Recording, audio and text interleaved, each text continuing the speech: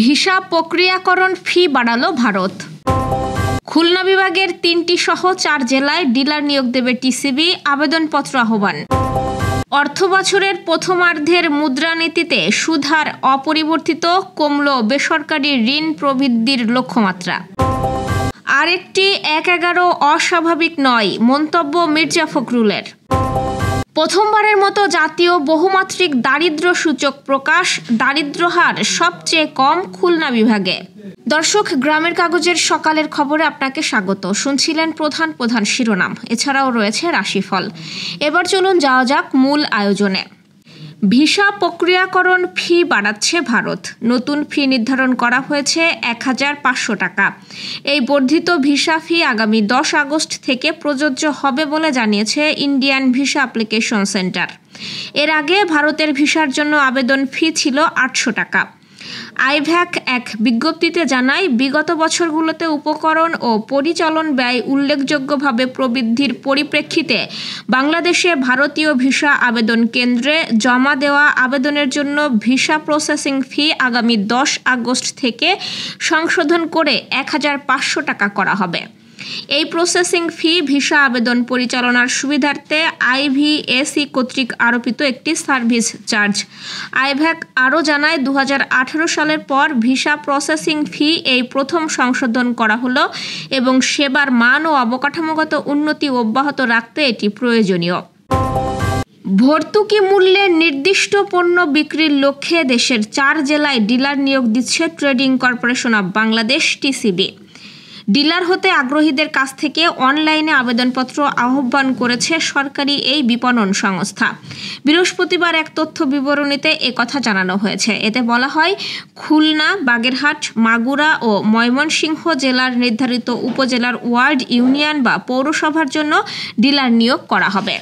আগামী 3 থেকে 9 আগস্ট পর্যন্ত অনলাইনে ডিলারশিপের আবেদন করা যাবে। তথ্য বিবরণীতে বলা হয়, টিসিবি অফিসে সরাসরি বা ডাকযোগে বা কুরিয়ারে কিংবা অন্য কোনো মাধ্যমে আবেদন গ্রহণ করা হবে না। শুধুমাত্র অনলাইনে আবেদন করা যাবে। সারা দেশে যেসব ওয়ার্ড, ইউনিয়ন বা পৌরসভায় ডিলার নেই, সেসব জেলা, উপজেলা ও সিটিতে পর্যায়ক্রমে অনলাইনে ডিলার নিয়োগ দেবে টিসিবি। মূল্যস্ফীতি নিয়ন্ত্রণের প্রচেষ্টা অব্যাহত রাখার পাশাপাশি নীতি সুদহার অপরিবর্তিত রেখে চলতি 2025-26 অর্থবছরের প্রথমার্ধের জন্য মুদ্রানীতি ঘোষণা করেছে বাংলাদেশ ব্যাংক। মূল্যস্ফীতি নিয়ন্ত্রণ ও আর্থিক স্থিতিশীলতা বজায় রাখতে ঘোষিত সংকোচনমূলক মুদ্রানীতিতে নীতিগত সুদের হার 10% অপরিবর্তিত রাখা হয়েছে। অন্যদিকে কমানো হয়েছে বেসরকারি খাতে ঋণ প্রবৃদ্ধির লক্ষ্যমাত্রা। বৃহস্পতিবার এক সংবাদ সম্মেলনে এই মুদ্রানীতি ঘোষণা করেছে কেন্দ্রীয় ব্যাংক। মুদ্রানীতিতে বলা হয়েছে, মূল্যস্ফীতির ঊর্ধ্বগতি কিছুটা কমলেও তা এখনও লক্ষ্যমাত্রার চেয়ে বেশি রয়েছে। টাকার অবমূল্যায়ন, আমদানি ব্যয় বৃদ্ধি এবং বৈশ্বিক অনিশ্চয়তার কারণে মূল্যস্ফীতির ওপর আবারও চাপ তৈরি হচ্ছে। এই পরিস্থিতিতে কেন্দ্রীয় ব্যাংক সুদের হার কমানোর ঝুঁকি নিতে চাচ্ছে না। দেশে আরেকটি 1-11 ঘটে যাওয়া অস্বাভাবিক নয় বলে সতর্ক করেছেন বিএনপির মহাসচিব মির্জা ফখরুল ইসলাম আলমগীর। সুপ্রিম কোর্টে জাতীয়তাবাদী আইনজীবী ফোরামের এক অনুষ্ঠানে তিনি এই মন্তব্য করেন। মির্জা ফখরুল বলেন, সবাইকে সতর্ক থাকতে হবে। আবারও আরেকটি 1-11 ঘটে যাওয়া অস্বাভাবিক নয়। এ সময় পিআর পদ্ধতির নির্বাচনকে অলীক ধারণা বলেও মন্তব্য করেন বিএনপির মহাসচিব। তিনি বলেন, পিআর পদ্ধতি একটি অলীক ধারণা, দেশের মানুষ যা বোঝে না। একটি মহল এই দেশে গণতন্ত্র চলতে দিতে চায় না, এমনকি শেখ মুজিবও চাননি। এর আগে জাতীয় প্রেস ক্লাবে এক অনুষ্ঠানে বিএনপি মহাসচিব জানান, জনগণের কাছে ক্ষমতা ফিরিয়ে দিতেই নির্বাচন দরকার। মির্জা ফখরুল বলেন, বিএনপি ক্ষমতায় যেতে মরিয়া নয়, তবে জুলাইয়ের চেতনা ছিল মানুষের অধিকার, তাই জনগণের ক্ষমতা সুষ্ঠু নির্বাচনের মাধ্যমে জনগণের কাছে ফিরিয়ে দিতে হবে। দেশে মোট জনসংখ্যার 24.05% মানুষ, অর্থাৎ প্রতি 4 জন নাগরিকের একজন বহুমাত্রিক দারিদ্র্যের শিকার। দেশের প্রথম জাতীয় বহুমাত্রিক দারিদ্র্য সূচক MPI প্রতিবেদনে এমন তথ্য উঠে এসেছে। বৃহস্পতিবার পরিকল্পনা কমিশনের সাধারণ অর্থনীতি বিভাগ MPI এ প্রতিবেদন প্রকাশ করে। জিইডির প্রতিবেদন অনুযায়ী বহুমাত্রিক দারিদ্র্যের হার নির্ধারণে ব্যক্তির আয় রোজগারের ভিত্তিতে দারিদ্র্য নিরূপণ করা হয় না, বরং বিভিন্ন সেবার প্রাপ্যতার ভিত্তিতে দারিদ্র্য নির্ধারণ করা হয়। মোট 11টি সূচকের সমন্বয়ে এই দারিদ্র্যের হিসাব করা হয়। হিসাব অনুযায়ী এই দারিদ্র্যের হার সবচেয়ে বেশি পাহাড়ি জেলা বান্দরবানে এবং সবচেয়ে কম বহুমাত্রিক দারিদ্র্য ঝিনাইদহে।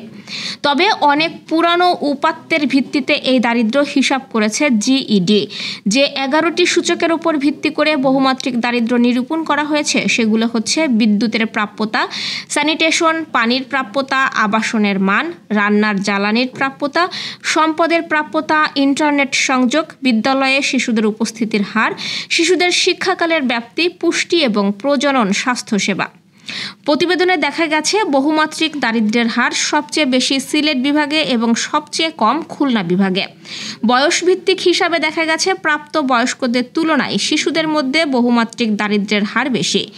0 থেকে 9 বছর বয়সী শিশুদের মধ্যে বহুমাত্রিক দারিদ্র্যের শিকার 28.64%, আর 10 থেকে 17 বছর বয়সীদের মধ্যে এ হার 28.83%, আর প্রাপ্তবয়স্কদের মধ্যে MPI এর হার 21.44%। বহুমাত্রিক দারিদ্র্যের শিকার ঝিনাইদহে 8.66% মানুষ।